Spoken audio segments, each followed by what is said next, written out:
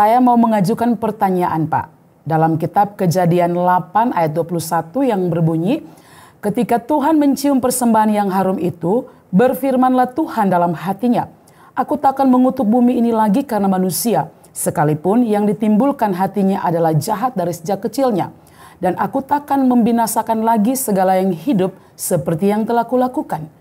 Jadi pertanyaan saya di sini, Pak, ketika Tuhan berfirman dalam hatinya itu, siapa yang bisa tahu pada saat itu sehingga itu bisa ditulis dalam kitab Kejadian 8 ayat 21 ini, Pak? Karena pemahaman saya, ketika kita berbicara dalam hati, berarti tidak ada yang dapat mendengar atau mengetahui selain Tuhan dan kita sendiri. Terima kasih untuk jawaban Pak Pendeta. Memang dalam teks itu dikatakan bahwa Tuhan berfirman di dalam hati, maka jangankan Tuhan berbicara di dalam hatinya. Saya berbicara di dalam hati saya saja, saudara tidak mungkin tahu apa yang saya bicarakan. Apalagi Tuhan. Kalau saya bicara dalam hati saya, tidak ada yang tahu kecuali Tuhan.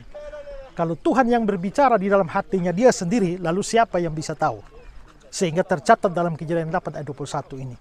Nah, kalau kita melihat atau kita berbicara tentang penulisan kitab suci, maka penulisan kitab suci itu bisa terjadi karena dua hal.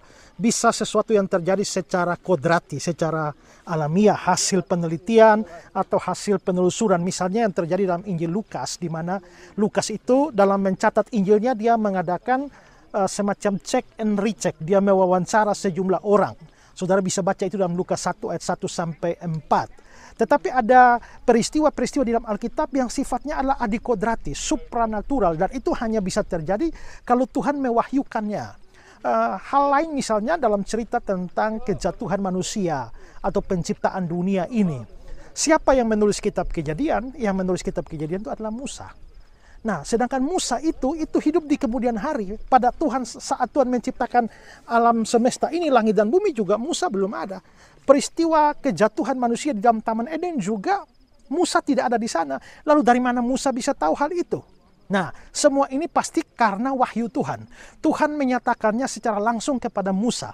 Musa kemungkinan besar mempunyai pengalaman spiritual pada waktu dia naik ke atas Gunung Sinai dan Tuhan berbicara selama 40 hari dia bersama-sama dengan Tuhan. Tuhan membukakan banyak kebenaran kepada dia sehingga dia catat. Jadi dari mana Musa bisa tahu isi hati Tuhan? Tuhan berbicara dalam hatinya, ya dari Tuhan sendiri. Pada waktu itu Tuhan mewahyukan atau memberitahukan kepada Musa dan karenanya Musa bisa mencatat di dalam kitab Kejadian itu.